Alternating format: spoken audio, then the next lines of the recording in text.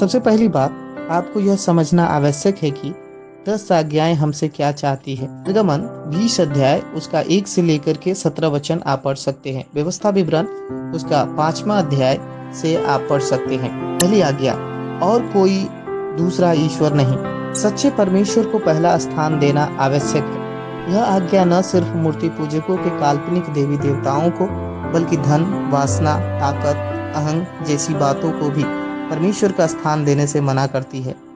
हमारे जीवन के सिंहासन पर इनमें से किसी को भी स्थान नहीं दिया जाना है। दूसरी आज्ञा, कोई मूर्ति नहीं। सामान्यतः हम खुदी हुई आकृतियों को ही मूर्ति समझते हैं, परंतु यह आज्ञा कार, मोटरसाइकिल, पत्नी या बच्चों को भी पूजने से मना करती है।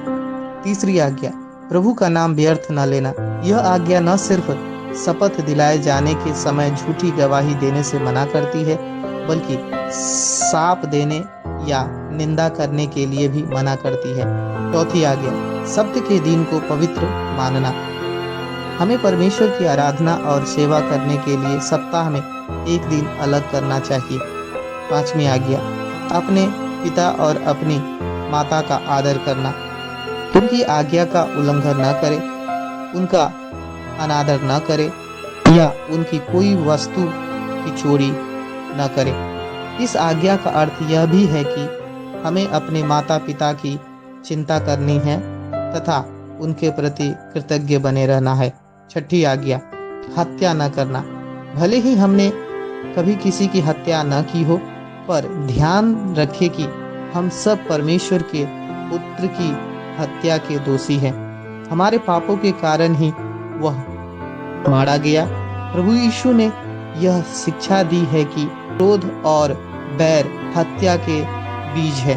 मत्ती 5 अध्याय उसका 21 और 22 वचन पढ़ सकते हैं। पहला यूहन्ना 3 का 15 पढ़ सकते हैं। निश्चय ही गर्भपात हत्या का एक आधुनिक रूप है। सातवीं आज्ञा, व्यभिचार न करना।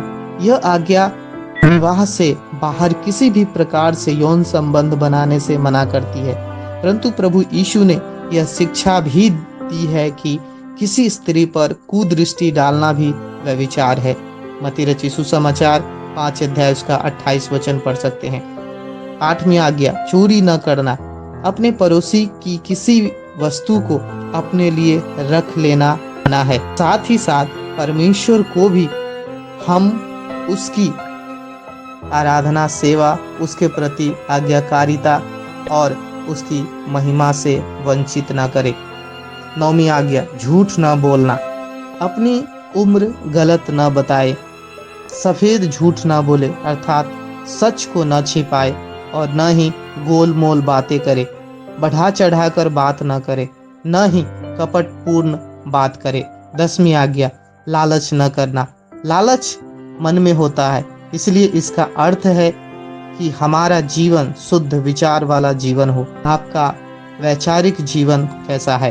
प्रभु यीशु ने यह कहते हुए इन 10 आज्ञाओं का सारांश दिया कि हमें अपने परमेश्वर से अपने सारे व्यक्तित्व के साथ और अपने पड़ोसी से अपने समान प्रेम रखना चाहिए। यीशु मसीह को छोड़ और किसी दूसरे में इन आज्ञाओं का पूरा पालन नहीं किया है और ना कोई कर सकता है।